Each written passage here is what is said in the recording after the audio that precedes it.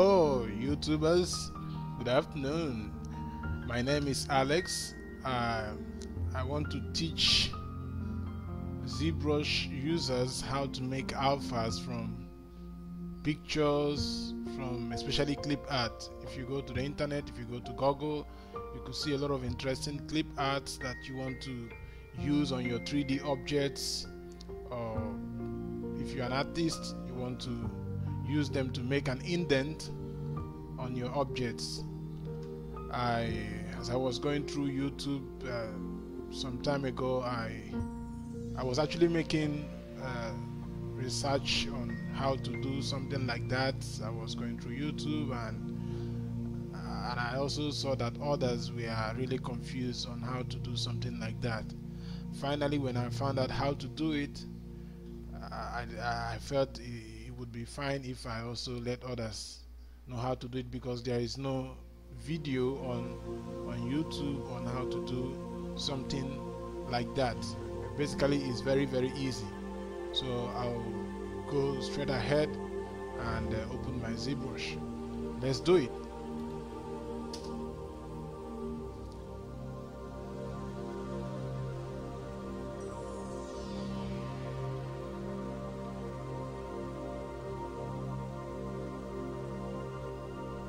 Sorry, my processor is not too fast, so, and basically ZBrush takes a lot of time to load on my computer. So here I have my ZBrush open, so we are going to go straight ahead. I have no object in my scene right now, so we are going to just make an object for the purpose of this lecture, to help people that do not know how to do this, get comfortable doing it. So I'll just choose a sphere primitive, a sphere 3D primitive. So I'll just choose it and bring it onto the screen or the canvas. I convert it to 3D, poly mesh 3D. So I'll go to geometry and go ahead and divide it several times, because if it is not divided, if it is not divided a couple of times, it might be hard for the clip art that you are going to make to really appear very neat and nice.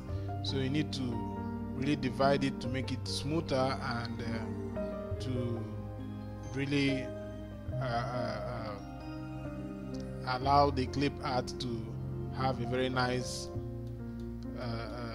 appearance on your object. So I'll click the divide tab probably 3 times. As you can see, my sphere is really very smooth right now, although I think 5 times would be fine, but I'll just leave it at this level. So to go straight to what we are here to do, I'm going to go ahead and bring in my alpha. Look at this section, the left section, say alpha. I believe you can see it. So you just go there and you import your alpha. Already I have this one here, but I want to bring in the one that I downloaded from Google. It's just a JPEG file. I go to my desktop. I have it on my desktop. Decals, that is where I saved it, the folder. So I have a couple of JPEG files here. So I'll just choose any one that would help me convey the information to you. So I think I would like to pick this one. Yeah, this dog.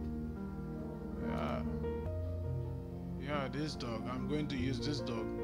So I open up the file.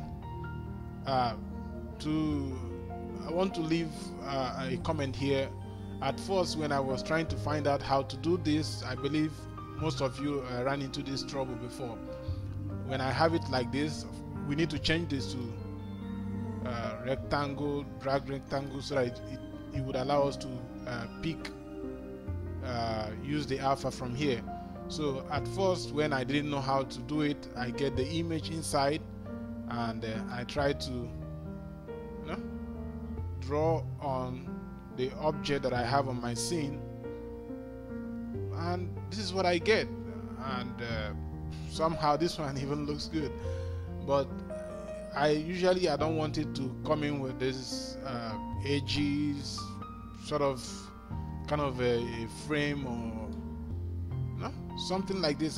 This is not exactly what I want. I just want the outline of the object, of the clip art on the 3D object.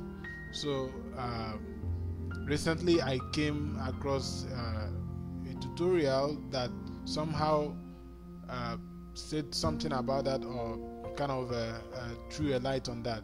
So what you need to do is this is alpha, so you need to go to alpha tab and you click there. You look at this, there's a button here, a tool called inverse. Inverse, it means actually instead of using the white background, we inverse it to the black. So when I click it, it removes the white background that we saw earlier, leaving us with just the outline of the clip art. So now that we have done this, I'll just rotate this to the other side, and hopefully we are going to see the difference. So when I drag this, you click and drag. Aha. This is it. So this is what it looks like. Somehow I think I need to subdivide this a couple of times. Yeah, I believe you can see this. See, it's kind of rough, but yeah, it's kind of rough. It's very rough. It's very rough, and I think it's because the subdivision is kind of low. But this is how to do it. I think I'm going to bring in another clip art. I want to import another clip art. Hopefully that the one that I'm going to bring in would make it easier for us to appreciate how easy it is to make this. Maybe this, yeah. I bring in this. There are 1,000 and more clip arts on the internet, I believe, that can be of that you can use to make your work awesome. So this is what I have. Usually, like I said earlier, you need to go to alpha tab and inverse the background color. Now it is white, so when I do the inverse, I'm going to remove the white, and I will be left with just the outline of the image. So see, I have that. So once I have that, I only need to click on the object I want to indent and drag. So I click, see, yeah. This one is like better than the dog that I did. Yeah, it's rough, I told you need to subdivide this a couple of times before you can get it to really be good. Let's see if I divide it probably twice again. 1, 2. Yes. So I think it looks better now. Sort of. I don't know what. I think is it looks better. So I don't know whether this makes sense to you, but I think it can be of help to you. Always go to alpha tab whenever you bring in an object and you just want the outline. You want the outline on the object you want to indent. Aha. I don't know whether you can see the difference between the first and the second one. The first one, the indent is meant to be outward, as you can see. As you can see, if I zoom in on this one here is coming toward me is like extrude. I'm extruding the outline toward the screen, but the second one here is actually going inside the object. So depending on what you want to do, you might want to choose the two options. Now the first one that I did, I just need to click and drag, click on the object and drag, and I have this. But if you want this one, you need to hold down the Alt key, hold down the Alt key, like you immediately you will see a minus sign on the cursor or on the brush. So as you have the Alt held down, so you click and you drag. Now we have two of them, but this one now is going inside the object, and the one that I made earlier is actually coming outside the object. So I hope this is helpful. I'm going to also make another tutorial on how to use this on your showbox. In fact, it is awesome. If you use it on showbox, you could actually be able to create some complicated 3D objects. I mean, you don't need to make them, just get them from the internet, and you are able to make some awesome 3D objects.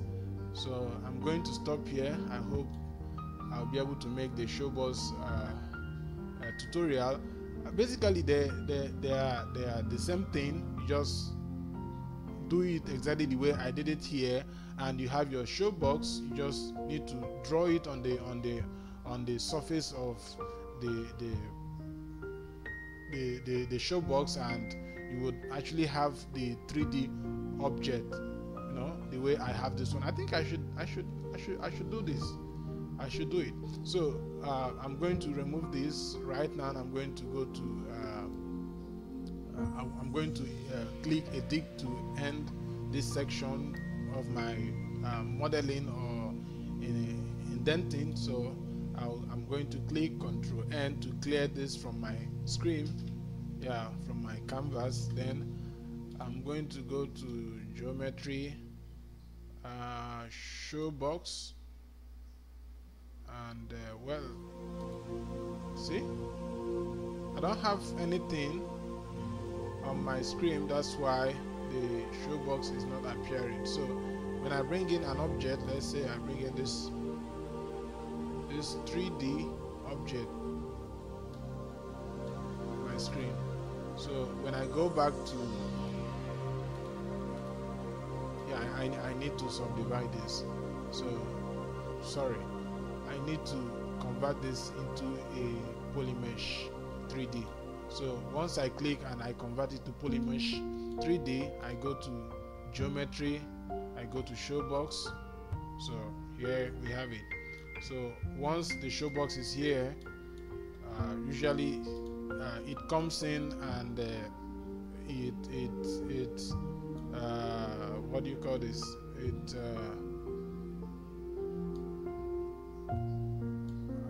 I've forgotten the term that I'm looking for. It masks the object that is on the screen. So to unmask this, we hold down the Control and drag. So we clear whatever object that we have inside the showbox. So to use the same method that I used earlier, I need to bring in an alpha. Already I have the ones that I used earlier. So the dog that we used earlier, I'm going to bring it in. But if you have another object like this one right now has a white background, you could do the same thing that I did with the dog and the head of the horse. So I'm going to drag this. I'm going to drag it.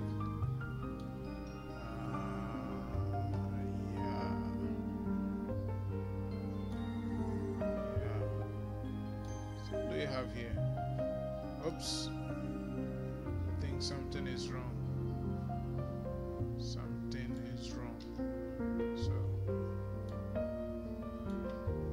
something is wrong. So this is I need to fix something.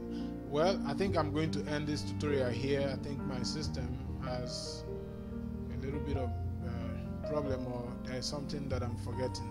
I'm going to end it here. I'm going to bring back the how to use it on Showbox. I've used it before, so I'm going to make a tutorial on just using it on Showbox.